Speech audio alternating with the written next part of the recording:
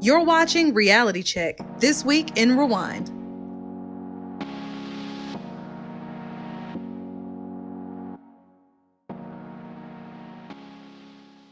Welcome to Reality Check, This Week in Rewind. I'm your host, Quinny B, and we are here for another week of exciting reality TV drama. So, before we even hop into the social media part, I want to discuss the one show, or just even highlight the one show that surprised me this week. And you're not even going to guess. Okay, you think you can guess? I'll wait. Tell me. Who do you think was filled with the drama this week? Took too long. It was Braxton Family Values. If you remember when we first started this, I was telling you how uneventful Braxton Family Values was. How I was just not enthused to report on them. How their show was just lacking content. And can I tell you how they came with it for this final episode? I want to say that this is the mid-season finale. But who knows, right? Because at the end of the show, WeTV does this blurb about their loss of their niece, Lauren, and just kind of how the ladies agreed that they needed a break from filming overall. I will say that this episode made me feel as though the ladies just don't need to be on TV at all. This was super embarrassing, and I was even more embarrassed when they went back and showed the flashbacks of how long the sisters have been trying to work through these issues. These issues have been going on for, at this point, 6 seasons? Maybe it is time for the Braxton family to turn the cameras off, because I can't see why they want to stay and continue to not only embarrass their family, but embarrass themselves. Now that I've kind of given you my point of view on that, let's go back and let's talk about the social media portion. Rumor has it that Nene Leakes has left Real Housewives of Atlanta. If you've seen any recent articles, they're talking about how she was forced to sit out of a couple of episodes because she is yet again being violent with the cast and crew. I thought Miss Nene Leakes was wise enough to not get caught on camera doing it. It seems as though karma has come around to make her eat those nasty, nasty words.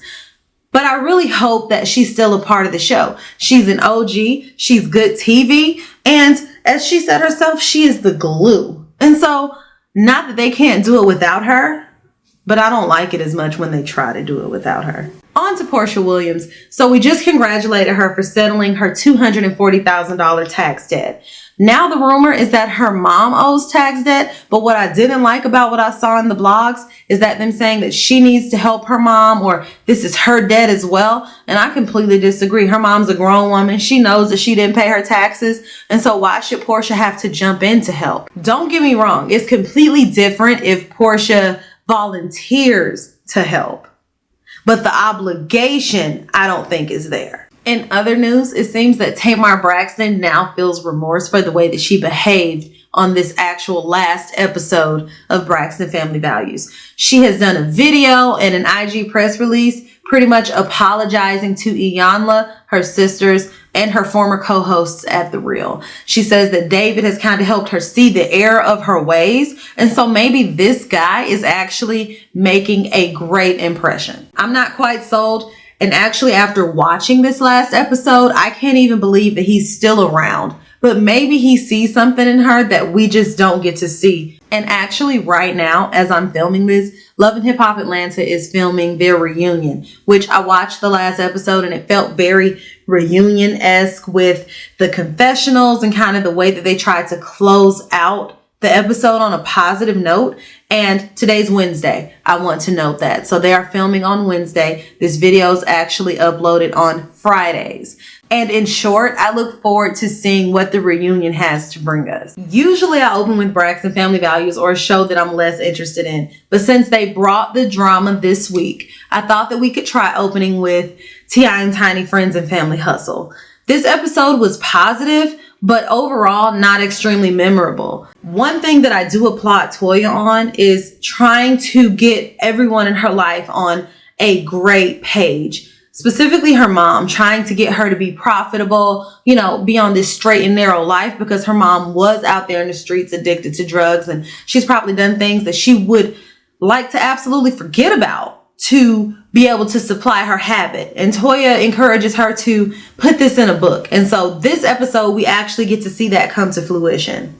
The book is published and Toya wants to have some type of release party to celebrate the book, which I think is great. And I also like the idea of having it at the Trap Museum because that is a major part of her mom's life and history. Monica got her bunions removed, and so we're watching her in recovery. Now, I did want to ask, people keep saying that her daughter is too grown, that she kept over talking her brothers, that she was just stepping out of line, and that in former episodes that they've seen her walk past her grandparents and not speak and interject in adult conversations. And so while I did not get all of that from this episode in particular, I'm really interested in hearing feedback from others. On to King, because although T.I. is waiting, cannot wait to say, I told you so, Tiny is on top of it. She pops up in California to check on King to see if he's doing his homework. She also hired an on-road manager to keep track of his schoolwork and what he's doing. And he seems to be fulfilling his part. He's getting A's in his classes, making sure to stay up on his coursework. And I think that that's a testament to the success, of them being great parents. This is reaping the reward of being great parents. And so what was painted as a pretty bad episode last week shows King in a completely different light this week. One question that was asked last week, especially on the blogs and in the comments sections, were whether or not Regine's emotions about Nipsey Hussle's passing were genuine. Although I can't really provide feedback on that, they appear to be genuine, and I would think that she probably has a very close relationship with Lauren London and had a very close relationship with Nipsey because of the bloodline there. Even if she's not showing it in the way that people expect for her to, life goes on and she has to keep pushing. She is in the public eye. And so she just cannot afford to be weak. And maybe that's what we're seeing on social media and on TV. This episode, though, we get to see Regine tap into her acting abilities and even step outside of her box and play her grandmother, which I think is a super challenging role because, as I've said, her mother lived that life of being in the streets, and we know that Regine knows nothing about that. Toya does mention that Regine is super close with her grandmother, so I think that even to a degree, it's an honor to even be asked to take on a role like this. So what they're supposed to do is do an excerpt from the book at the book signing or at the release for the book. Although everyone's nervous, I can just go ahead and clear up all of that right now. Regine does a great job. She totally embraces the role. She steps outside of her character and she nails it. She makes her mother proud, her grandmother proud, and I think more importantly, herself proud. I think that Regine often doubts herself and her capabilities, and so this is one time where she's actually able to prove to herself that she can do it. Another thing that happened during this episode is LaToya joins Monica in the studio so that she can actually hear some of the music that she's been working on with Tank. While I enjoy the songs and Monica is extremely positive, supportive, yeah, girl, I like it, I want us to get away from this auto-tune thing. We saw it with the Tiny Twins and the Cheeks. We saw it with them in their Project X video. And if you didn't see that, you can actually check out my Instagram. It's on there. While I enjoy it, I want to get back to real R&B music. I was driving in the car the other day and I actually heard Tank's Maybe I Deserve. And it still evokes the same emotions from weeks ago. And that's because real soul music when you hear it. And so I want LaToya to tap into those roots and surprise us. Now, on to Real Housewives of Potomac. I really enjoyed this episode because we get to see Giselle celebrate her family and we kind of get to see a little bit more of where she comes from. But Bravo doesn't waste any time with picking back up in the mess. We open right back up where we left off. We're at the presidential suite. Candiace and Ashley are talking about her attempts to have a child, her drinking, and Giselle is just tired. It's late. And Giselle is just tired. It's late. They've been drinking. It's just been a long night. Why can't this end on a positive note? Which, let's not forget, Giselle is responsible for this. Loose lips sink ships, girl. And you did this. Giselle just cuts it short and puts everyone out. The ladies meet up the next morning and Giselle has 3 individual activities planned for all of them. Monique, Karen, and Robin are going on an alligator tour, which my only question is, why would you put a pregnant woman on this tour. Anything could happen. And, thankfully nothing went wrong, but I think that was just a major risk and poor planning on Giselle's part. Ashley and Katie go to a tarot card reading, and the only question that I had as it pertains to that is, are there not any Black tarot card people, psychics in New Orleans? And I know that there are several, but even when I went down there, I could not find a Black one to save my life. And I'm not racist. I just didn't want a white psychic reading my fortune. Sue me. And last but not least, Giselle and Candiace go to meet the mayor as well as dine at a well-known New Orleans chef's restaurant, which unfortunately she has recently passed. Her name escapes me right now, but she has recently passed. And so I think that it makes this episode that much more important. Giselle uses this as an opportunity to talk to Candiace about her tone and the things that she says, because she can come off as a little aggressive. She does this hand thing, which can be misinterpreted. And I think that Giselle's advice is valid. However, Giselle started this. Never forget. The ladies head back to the hotel room to get ready for the 80th birthday party, Giselle's father's 80th birthday party. For once, Robin is actually on time. It's Katie and Karen that are late. What I did find surprising was that Ashley actually apologized to Monique for what she did last season. And I think a lot of that has to do with, like I said, things coming full circle for her this season. She is the person that's being criticized this season. And so I think that can be a little bit difficult when the shoe is on the other foot. However, I will not take that away from Ashley. Monique appreciates her apologizing, and I enjoy watching it. In short, this episode revolves around the ladies filling each other in on the events from the night before, because as we know, Karen missed the night before. She was grieving and she needed a break. The ladies waste no time on filling Karen in on what happened. And Karen wastes no time being messy, going back and forth between Candiace and Ashley and saying, well, yes, Candiace apologized, but she apologized because she kind of just wanted to end it. It didn't change the way that she felt. Unfortunately, at Giselle's father's 80th birthday party, this mess continues. And you can tell by the way that people are looking and turning their heads. They're confused because this is just completely out of line. Why would you do this? This is someone's celebration. Furthermore, we squashed this at the hotel. Leave it alone. You don't have to agree all the time. We can actually just agree to disagree, and that's okay. Candiace closes out the birthday party by singing a very shaky happy birthday, which Ashley wastes no time picking on her about.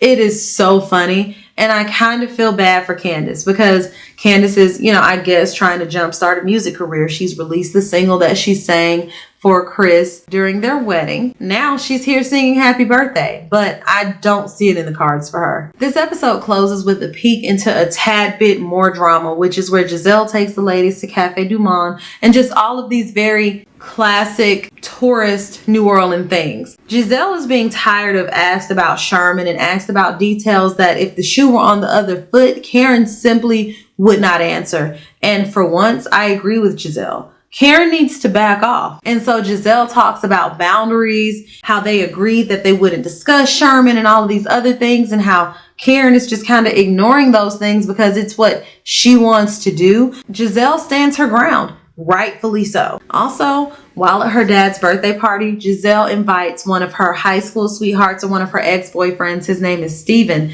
We actually find out that he was invited back to the room for a nightcap, but we're never really told on whether or not that grew into anything. Maybe that's something that we'll hear about later on this season. Karen did call Giselle out and say that she just has difficulty with keeping a man around, which I think was completely out of line. It was very shady. And while they have a shady, fun shade relationship, that was not fun shade. On to Little Women Atlanta. This episode is once again all about this former double wedding. Andrea and Minnie prepare for a 10-hour drive from Atlanta to Texas, and them preparing to hit the road, and the friendship and the camaraderie is great. But we also find out that Andrea still hasn't told Minnie that she's no longer the maid of honor. And I'm just wondering, why are you waiting? Speaking of the wedding, Bree and Juicy meet to talk about the wedding and Juicy going out of town, as well as this interview that she has planned for the Cheeks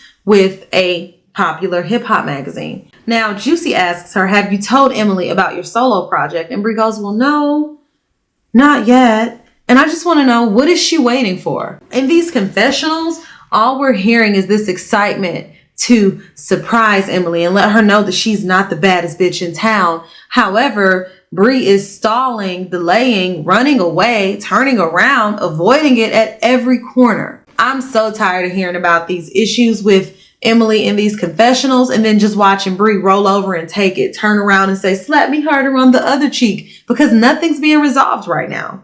Bree is not being a big girl. And let's go ahead and talk about this interview that Juicy got for the cheeks. The interview is with Salute magazine, which came off as completely fake. I think the guy came in with a tape recorder, but he wasn't even holding it like this, like he was actually trying to hear what they said. He came in with the tape recorder and put it down. So it seems completely staged for the TV, just very unprofessional. But the important thing here is that once again, Emily takes over. She's all the way in Texas, interviewing remotely through a computer screen via Skype, and manages to overtalk Bree, and Bree is the one that's in the room. What I will say is that Emily is better at press than Bree is. Bree is delayed. You can tell it takes her a second to actually think about it. He's asking the questions and she's like, well, actually, it just takes too long. And so I understand Emily hopping in to kind of take over to keep the momentum going, because you don't want to lose their interest. But I think that there's a better way to do it. Back in Texas, the twins meet with Emily. Speak of the devil, because they want to invite the Cheeks to the wedding, which I think speaks to how far along they've come, right? Because at some point you didn't like each other, and now here you are talking about come to my wedding, which I think is a great step, which they eagerly accept. And I can't wait to see how that pans out. One part that I didn't like during this episode is where Andrea met with her parents to discuss why the wedding was off, and they called him a deadbeat and all of these other things. And, not that Chris is perfect, because this is actually my first time watching the show as far as season wise, but because I'm pretty sure she's not perfect and she's done things to drive him away, and she's clearly insecure. And so just to say that he's a deadbeat and he's this and he's that, and we're trashing him on TV, he's still the father of her children, and he's still the person that she chooses to be with. And so you have to respect her decisions as she's an adult. You're going through all of this, and I guarantee you, by the time they're filming for next season, she's going to be right back with him. Amanda, Jordan, and Minnie go to see the wedding venue, because now we are finalizing the last minute details. And the venue is beautiful. Beautiful. But it's going to be dampened only because Amanda hasn't shared with Minnie that she's no longer the maid of honor. What I can't figure out is how Minnie didn't see this coming. She's a twin. It's no longer a double wedding. Yeah, she's going to want her twin to be her maid of honor. Minnie is extremely hurt by this, which the flashback shows, which this is later on at the bachelorette party, but the flashback shows when she was kicked out of Moni's wedding. And so maybe that's what it is that not only are you not a bride, you're also never a maid of honor. But I still just don't like the way that she handled it, because she just had so much anger held up inside of her that she unleashed at the bachelorette party, which was not the time or the place, nor did it really solve anything. The twins ended up apologizing because they just want to have a good night. They want to smooth things over. She just needs to grow up. I don't see how she didn't see this coming. On to Braxton family values. This episode escalates, and it escalates quickly. It is just crazy to think that we went from Tamar having a fit about Vaughn proposing to Trina at her birthday celebration out in wine country to Traci being ready to fight everyone in sight. I will say that this episode is super telling on the sisters, because the way that Tawanda, Tamar, and Tony behaved when Traci was having this breakdown, this totally validates the way that Traci feels about how Tamar, Tawanda, and just how the whole family in general treats her. She is the black sheep. I just can't believe that they sided with Tamar, because Tamar was completely out of line. But here I am jumping ahead of myself. So let's just start from the beginning. It's the day after Tamar's catastrophic birthday dinner. Everyone, I guess, is just trying to kind of recoup and salvage the trip.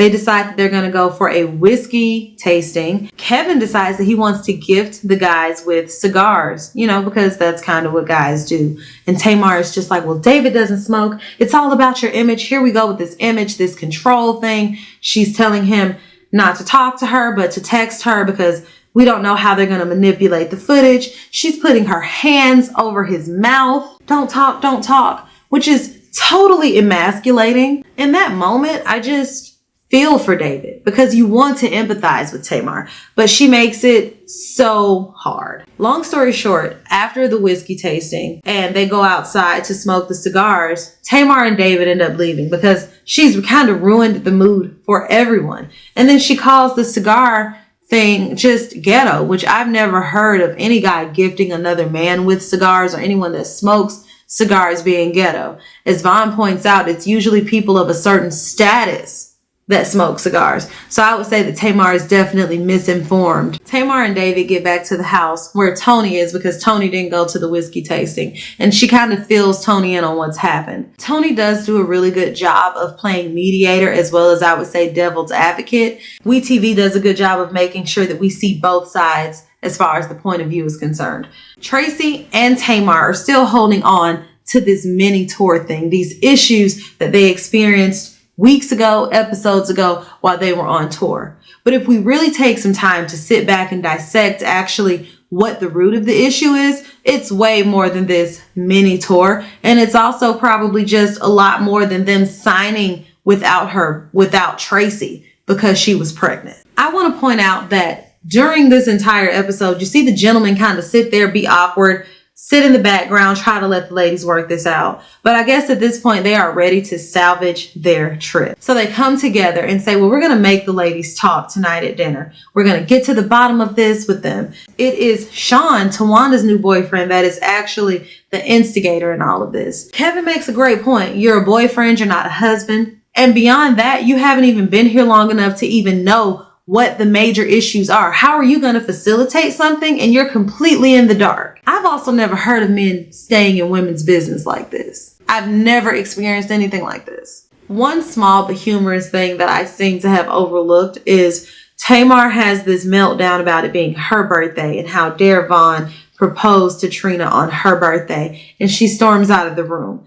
It was at this moment that I knew that Traci Braxton no longer needed to be on reality TV. She needs to exit stage left because she's a brat. She's not good TV. At this point, she's annoying. Back to the major dinner. While they were all outside smoking cigars after Tamar and David's departure, everyone discussed possibly trying to clear the air. And Traci was very clear about not wanting to clear the air, it not being the time or the place. However, the gentlemen kind of take it upon themselves to do it anyway. So they go out for one final dinner in wine country, and Traci is completely ambushed. Sean steps up and goes, well, David and I, we decided that this was something that you ladies needed to talk about. This has gone on long enough. The sisters just need to get out here and hash it out. Traci flips her shit. That DC, Baltimore, Maryland fight or flight comes out. Now, here we are with Traci, I would say, experiencing raw emotions because, like I said, she feels ambushed. And the only thing that Tamar can do is talk about Kevin. I guess he's been to prison. And you want to say that on national TV. And the issue that I have with Tamar is that your sisters protected you while let your mom tell it, Vince beat your ass in private.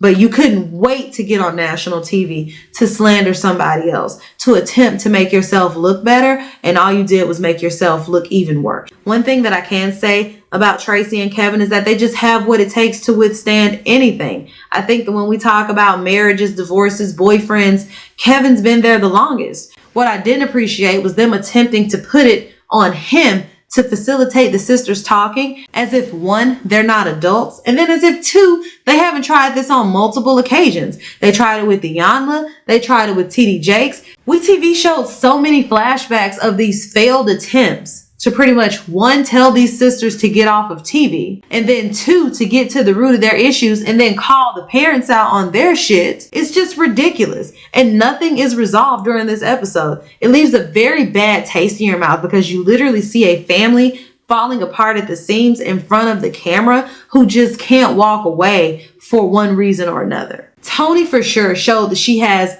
some very selfish, immature qualities like Tamar. I agree with Traci when she says that Tawanda is a snake. I'm totally on Traci's side with this. They are her co-workers. They are no longer her sisters. I'm okay with Traci and Trina being the only people speaking because Trina saw this going left and she got her newly engaged ass on up out the room, okay? She went on with her fiance, okay? And I can't blame her because who wants to be a part of this? How many times do we have to have these breakdowns? And at what cost? Nothing ever gets solved. WeTV ends it with a black screen pretty much telling us that the sisters decided that they needed a break from filming, not only because they experienced a tremendous loss with the death of their niece, but really just because they don't want to deal with one another. I wish the Braxton sisters good luck on navigating all of these issues, but really at the end of the day, they need to turn the cameras off. Just log off. All money ain't good money.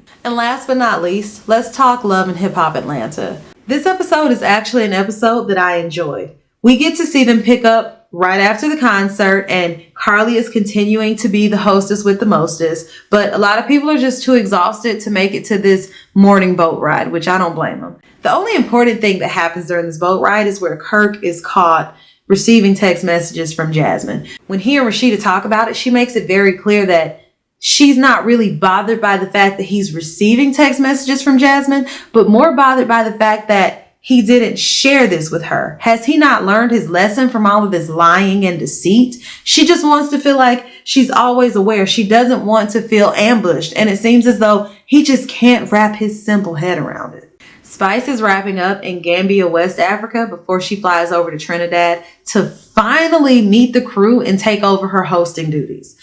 One thing that she is concerned about here, and I think just in general, is performing white hypocrisy. I think it's great that she's calling attention, to something that is happening in these countries and just all over the world.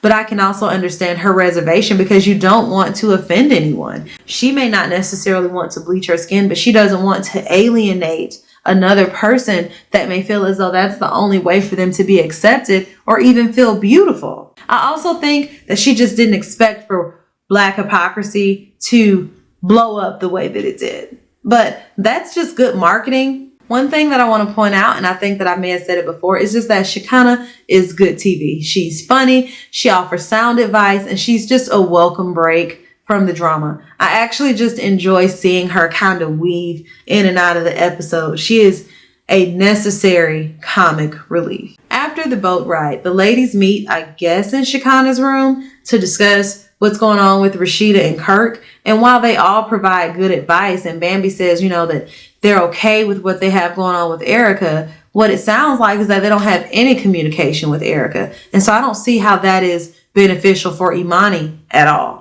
I think that's childish as well. Equally childish. Back in Atlanta, Sierra and Shay Mack meet at the gym to discuss everything that's been going on, because I don't think that Sierra has seen Shay since Made Man got shot. And also Sierra hasn't seen Shay since she and Akbar V had the whole issue with Stevie J and Hiram.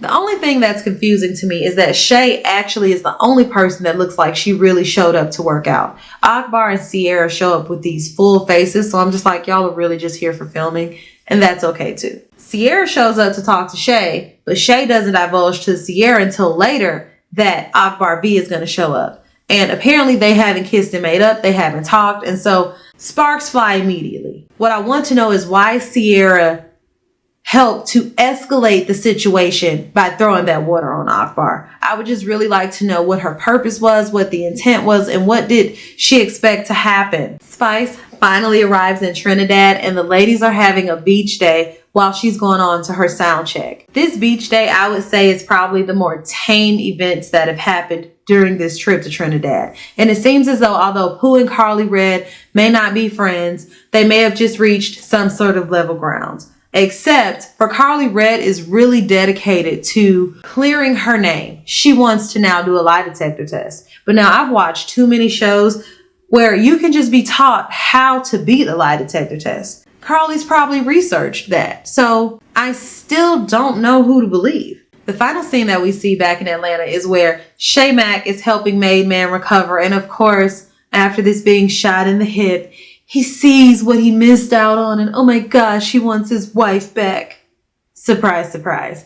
He wants his family to move back home, but I give it to Shay Max. She sticks to her guns and she just does not give in. She doesn't think it's a good idea, and I agree. Last but not least, it's finally this performance that we've been hearing about in Trinidad for 3 episodes. Spice shows up and she shows out, okay? She's out on stage twerking. Literally, she's in the middle of the stage rapping and she's just twerking. That booty is just shaking, okay? And she's not faking it. She don't need to twerk in heels. She's not there to be cute, okay? She's the dance hall reggaeton queen and she don't need shoes to do all that, okay?